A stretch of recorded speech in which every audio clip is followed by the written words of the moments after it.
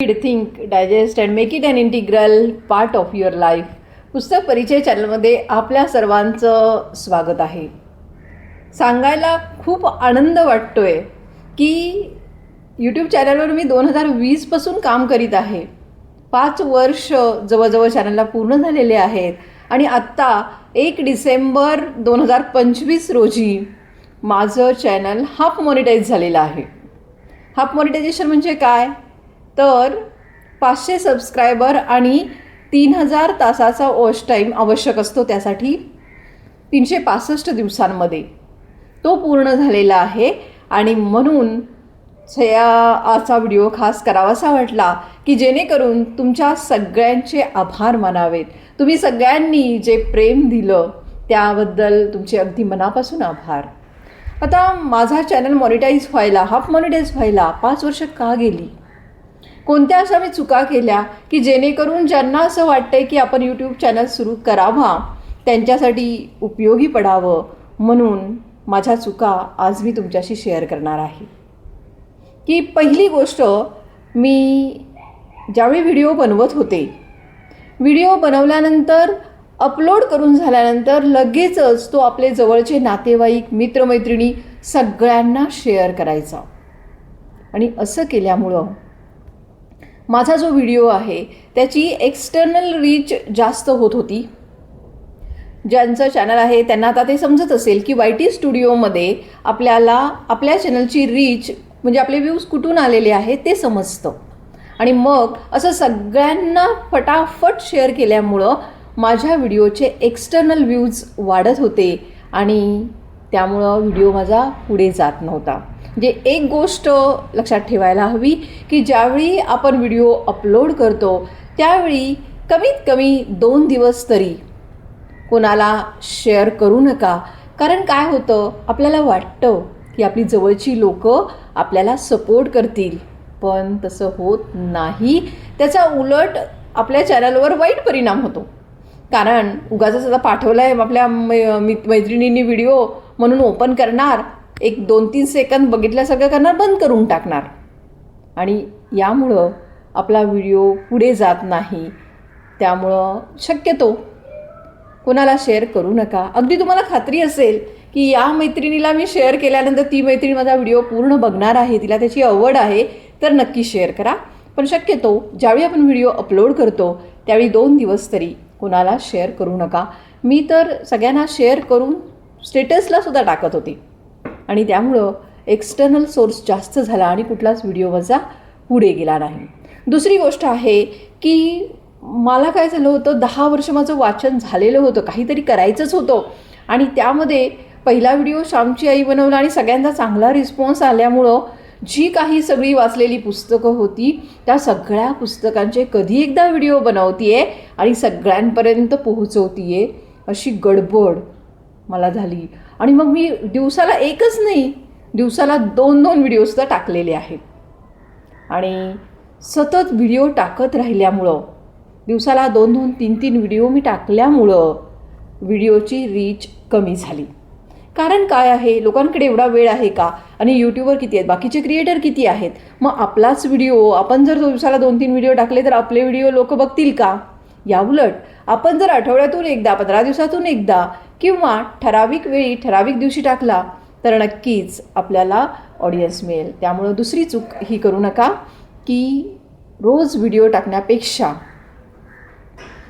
आपलं टाईमटेबल जे आहे ते तयार करा आणि त्याप्रमाणे व्हिडिओ टाकत राहा.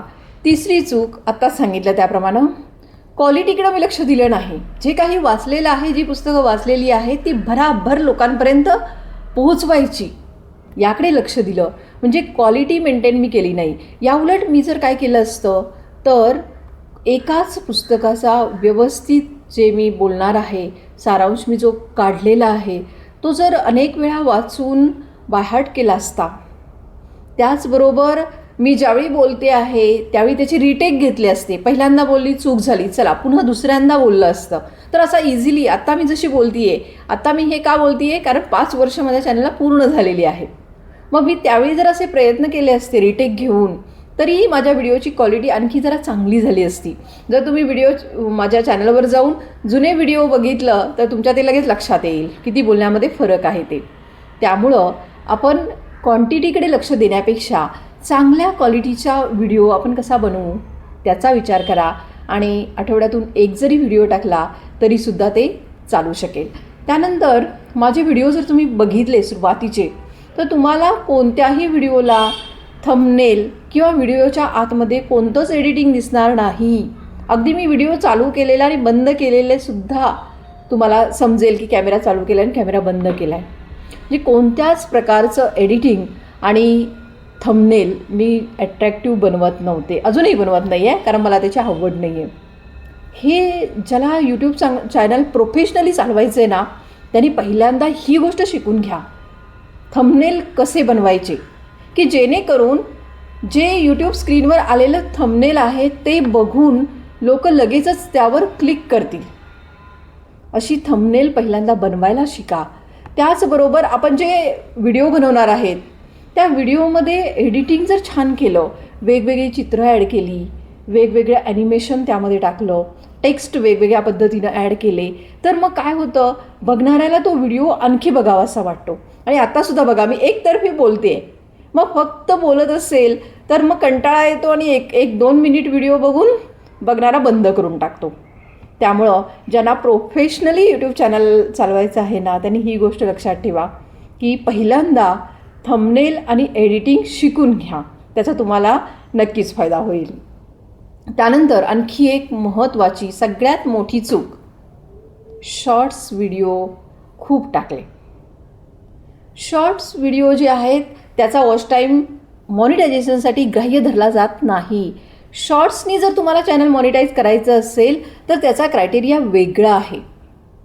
त्यासाठी हाफ मॉनिटायझेशनसाठी 3 मिलियन व्ह्यूज 90 डेजमध्ये आणि फुल मॉनिटायझेशनसाठी 10 मिलियन व्ह्यूज हव्यात. त्या मिळणं तर मला माहिती होतं, अजूनही मला माहिती आहे, त्या काही मला कधीच मिळणार नाही आहेत. शॉर्ट्स व्हिडिओनी माझं चॅनल कधीच मॉनिटाईज होणार नाही आहे. मग शॉर्ट्स व्हिडिओनी आपलं एकच समाधान होतं, ते म्हणजे काय, तर आपले सबस्क्रायबर खूप वाढतात, जसे माझे वाढले आहेत. आता माझे सबस्क्रायबर बघा 7,000च्या पुढे आहेत. म्हणजे शॉर्ट व्हिडिओ टाकल्यामुळं काही सेकंदाचा तो असतो आणि कोणीही येता जाता मग तो व्हिडिओ बघतो आणि सबस्क्राईब करतो. त्यामुळं आपली सबस्क्रायबरची संख्या वाढते, पण प्रत्यक्ष जो आपल्याला मॉनिटायझेशनसाठी फायदा किंवा गरज आहे वॉच टाईमची तो आपला गेन होत नाही. आणि म्हणून ज्यांना चॅनल मॉनिटाईज करायचं स्वप्न आहे ना त्यांनी शॉर्ट व्हिडिओ कमी टाका आणि लाँग व्हिडिओ टाकत राहा, त्याचा तुम्हाला नक्कीच फायदा होईल. माझ्या चॅनलवर तुम्ही जाऊन बघितलं तर तुम्हाला शॉर्ट्स व्हिडिओ खूपच दिसतील आणि म्हणून माझे टोटल 4,600 व्हिडिओ झालेले आहेत. शॉर्ट बनवण्यापेक्षा लाँग व्हिडिओ बनवण्यासाठी तुम्ही वेळ द्या, त्याचा तुम्हाला नक्कीच फायदा होईल. आणि शेवटची आणि महत्त्वाची गोष्ट की कोणतीही गोष्ट करत असताना नियोजन महत्त्वाचं आहे. आपण व्हिडिओ जे बनवणार आहोत ते व्हिडिओ जे आहेत ते आपण आठवड्यातून तुम्ही जर 1 दिवस टाकणार असाल तर तो 1 दिवस किंवा 2 दिवस टाकणार असाल तर कोणते 2 दिवस टाकणार आहात आणि ती वेळ कोणती. शक्यतो मला असं वाटतं की ऑडियन्स जे आहे यूट्यूबचं ते संध्याकाळी 6 वाजता लोक फ्री असतात. दिवसभर तर लोक सगळी कामामध्ये असतात आणि संध्याकाळी 6 नंतर लोक फ्री असतात. त्यामुळं आपल्या YT स्टुडिओमध्ये जाऊन आपलं ऑडियन्स कोणत्या टायमिंगला जास्त आहे ते बघायचं. जिथे डार्क कलर दिसतो तिथे जास्त असतं आणि मग त्याच टायमिंगला त्याच दिवशी त्याच वेळी व्हिडिओ आपले स्केड्यूल आपण करायला पाहिजे. म्हणजे हे प्लॅनिंग जे आहे, नियोजन जे आहे ते खूप महत्त्वाचं आहे, जे मी केलेलं नाही. मी तुम्हाला बोलली अगोदरच की दिवसाला 2-2, 3-3 व्हिडिओ बनवायचे, बनवून झाले नाहीत तोपर्यंत ते अपलोड करायचे.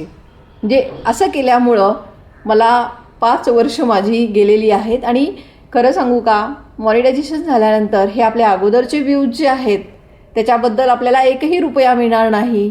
म्हणजे जर ज्याला पैसा कमवायचा आहे त्याच्या दृष्टीने जर विचार केला तर ही माझी जी 5 वर्ष मी काम केलेलं आहे ते थोडक्यात फुकट गेलं किंवा यूट्यूबसाठीच मी काम केलेलं आहे, त्यातून माझा असा काही फायदाच झाला नाही. म्हणजे त्यामुळं ज्यांना यूट्यूब चॅनल सुरू करायचं आहे त्यांनी नक्कीच या सगळ्या गोष्टींचा मनापासून विचार करा. त्यानंतर तुमची आवड काय आहे ती बघा. त्या आवडीनुसार तुम्ही कोणती गोष्ट जास्त चांगली पोहोचवू शकता.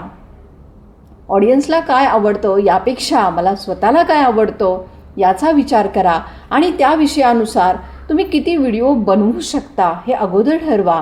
त्याप्रमाणे 10-15 व्हिडिओ अगोदर तयार ठेवा आणि मग या आत्ता मी ज्या सांगितल्या 5-6 गोष्टी त्याप्रमाणे तुम्ही तुमच्या चॅनलवर त्या जर वापरल्या तर मला जी 5 वर्ष लागली ती तुम्हाला लागणार नाहीत. कदाचित तुमचं चॅनल लगेचच म्हणजे चॅनल ग्रो होईल आणि त्याचा तुम्हाला नक्कीच फायदा होईल. तुम्ही सगळ्यांनी जे प्रेम सहकार्य केलं त्याबद्दल मनापासून धन्यवाद.